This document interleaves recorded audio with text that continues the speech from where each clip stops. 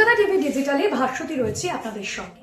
রাজ্যে নতুন সরকার পালাবদলের পরে মহিলাদের নিরাপত্তা নিয়ে একাধিক যে নির্দেশিকা জারি করা হয়েছে, পাশাপাশি নারীদের জন্য যে প্রকল্প অন্নপূর্ণা ভান্ডার প্রকল্প, যা তৎকালীন সরকারের সময় লক্ষ্মীর ভান্ডার প্রকল্প এবং বর্তমানে অন্নপূর্ণা ভান্ডার প্রকল্প, যেখানে আগের সরকার যে 1500 টাকা দিত তার থেকে 3000 টাকা দেওয়া হচ্ছে বেশি, এবং সেই ফর্ম যেটা আমরা দেখেছি গত কয়েকদিনে 12 পাতার ফর্ম ফিল আপ করে কিন্তু জমা দিতে হচ্ছে।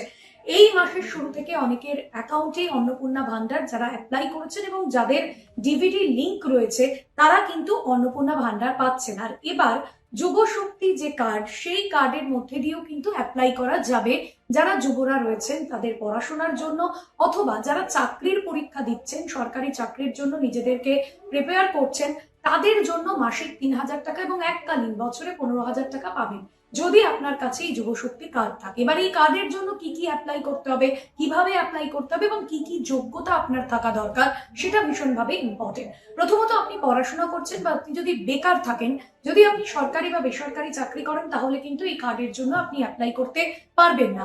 যদি আপনি বেকার থাকেন অথবা যদি ছাত্রছাত্রী হন বা আপনি যদি পড়াশোনা করেন, সরকারি চাকরির জন্য প্রিপারেশন নেন, আপনি এই টাকাটা পাবেন। আপনাকে এই টাকা সরকার দেবে যদি আপনার কাছে এই কার্ড থাকে।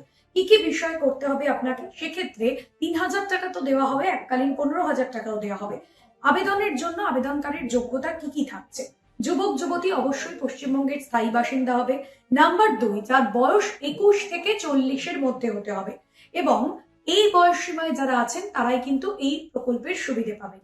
পাশাপাশি আবেদনকারীকে ন্যূনতম মাধ্যমিক পাশ হওয়া বাধ্যতামূলক। পাশাপাশি আবেদনকারীকে সম্পূর্ণ কর্মহীন হতে হবে। ফর্ম পূরণ করার পর সরকারের তরফে সমস্ত তথ্য খতিয়ে দেখা হতে পারে।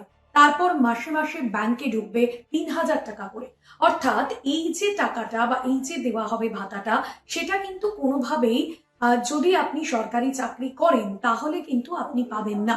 কিন্তু যদি আপনি সরকারি চাকরি না করেন তাহলে আপনি পাবেন, অথবা যদি আপনি প্রিপারেশন নেন পরীক্ষার জন্য তাহলেও কিন্তু আপনি এই টাকাটা পেয়ে থাকবেন।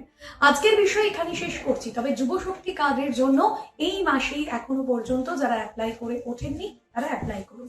আজকে এ পর্যন্তই। দেখতে থাকুন কলকাতা টিভি ডিজিটাল।